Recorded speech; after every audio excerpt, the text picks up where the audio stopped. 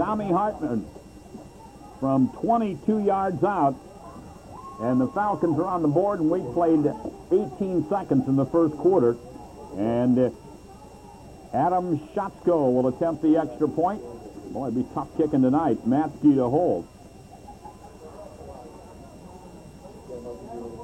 Here's the snap. The ball's down. Nope, he gets up. He's going to run with it. He's going to be in trouble. And goes down.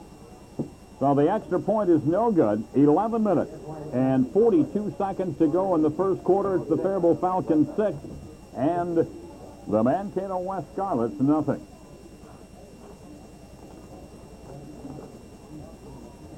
So Mankato West electing to defer, and just a great kickoff return by Mike Wilford. Yeah, everybody's going to be asking Mr. Wilford what kind of shoes he was using for this game. Yeah. He got a pretty good head of steam on the near sideline, Mike. And, boy, that was just a blast run by Hartman right up the gut. That's about all you can do on field conditions like this. You're not going to see a lot of running wide. It's just going to be slammed right down your mouth football. Yeah, it is. And the interesting thing about Mike Wilford is that he didn't get the doctor's clearance until yesterday to play. Yeah, he was injured in the Winona game last Saturday along with Matsky. Faribault leads it 6-0. We played 18 seconds. And let's see if Faribault does some squib kicks, because I tell you, Mankato West has got outstanding special teams, and Mr. Wiest is something special on those special teams. He has 4 punt returns for touchdowns in his career. So Adam Schatzko will kick it off for the Falcons. 11:42 to go in the first quarter. 6-0. Faribault leads it on homecoming night. Faribault next week on the road at Rochester Mayo. Here's the kick. It's a low squibber, bounces around, and it's going to be picked up at about the 21-yard line. Looking for some running room, coming out across the 25, breaking a tackle and getting out across the 30, out to about the 36-yard line. For Mankato West is Adam Spear. And so that's where the Scarlets will start as they put it down just about the 40-yard line. So 1st and 10 for Mankato West from their own 40-yard line. 11 minutes and 36 seconds to go here in the first quarter. The Scarlets, the #1 passing team in the Big Nine. Jay Nestler brings them up the line of scrimmage. They line up in a deuce backfield. Receivers to both sides from their own 40-yard line. Nestler barking no signals now on 1st and 10. Takes the snap, spins, has it off to his fullback, and he's stood up at the line of scrimmage and keeps the feet going, gets it back to maybe the 41-yard line. Stuffed by Nick Ward. Also Adam Little in there on the play for the Falcons. Chris Boyers carried the football. Gain of about 3. It'll be 2nd down and 7. West 8th in the Big Nine in rushing. The Falcons are 2nd against the rush in the Big Nine. They are 8th against the pass. Well, 2nd down and 7 now for Mankato West as the snow comes down here at Bruce Smith Field. Receivers to both sides once again. Nestler under center, barking no signals. Going on that long count, spins again, gives it to his fullback, and he grinds it out to about the 45-yard line. With a pretty good hole there initially for West that time. Justin Shima makes the stop. As Boyer once again on the carry.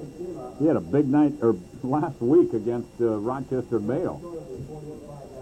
So it'll be 3rd down and about 3.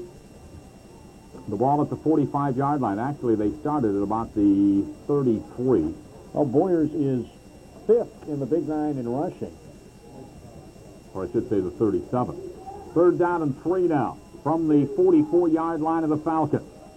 Nestler again under center. Again gives it to Boyer straight ahead. He gets stood up at the line of scrimmage. Massive green. Just an excellent job by the Falcons. There was all green there, and leading the way for Faribault was Mark Duchesne. And it'll be 4th down and about 3. And that brings the punter on the field for Mankato West. And that's going to be Ryan Schulstead. And interesting selection of calls that first series, Mike, yes, because the conditions aren't going to get any better. If you're going to pass, you'd think you'd do it early in a game like this. Faribault has nobody back deep to receive the punt. High wobbly snap, gets the ball down and gets away a pretty good kick. It's going to take a Mankato West bounce and come dead in the snow at about the 18-yard line. So that's where the Falcons will get the ball at their own 18-yard line with 9 minutes and 29 seconds to go here in the first quarter.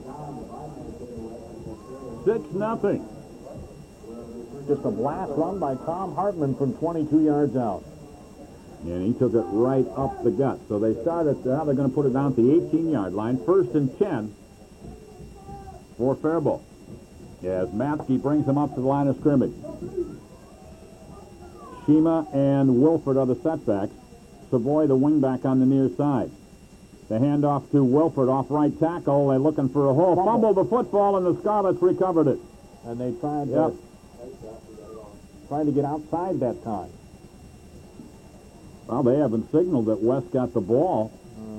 But boy, I tell you, it sure looked. Yeah. They recovered it. There wasn't any question about that. As Hastner got the recovery, the safety for the Scarlets. Well, the Falcons cough it up, and the Scarlets are going to get the ball in excellent field position. And I think that you're going to see a lot of those. I was watching on the glass. Well, now, wait a minute. They're saying he was down. Yeah, I told you they might rule that, although up here it sure looked like that was a fumble. I thought it was a fumble, but maybe the knee was down. Now they're really going to. That really screws up the chains now because they got to reset those chains again, and I don't think we have instant replay up here. I don't think so, and I don't think this call is going to be challenged. No. Well, they dodged a bullet there, that's for sure. They really do, because it was clearly a fumble. But the official ruled them down.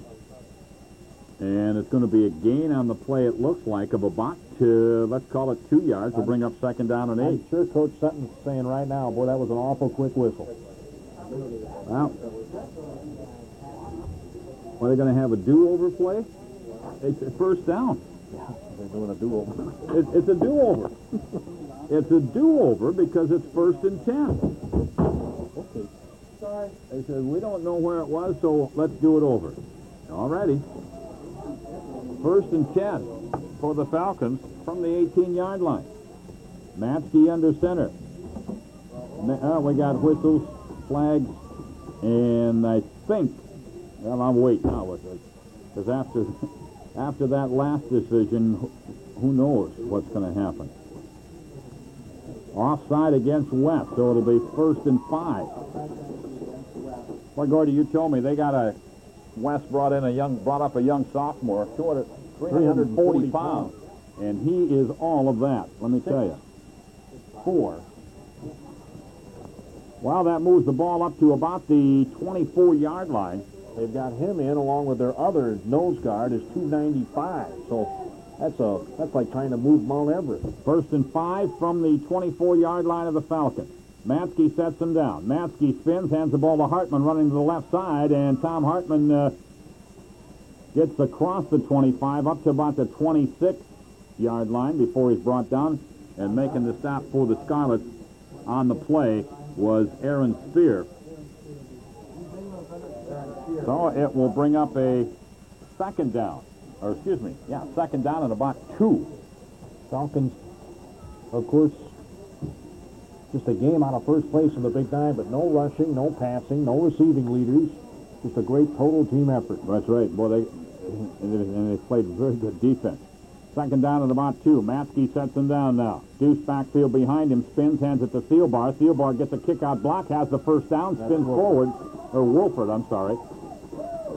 Wolford got a great block. He picks up the 1st down, and it'll be 1st and 10 for the Falcons. About the 32-yard line.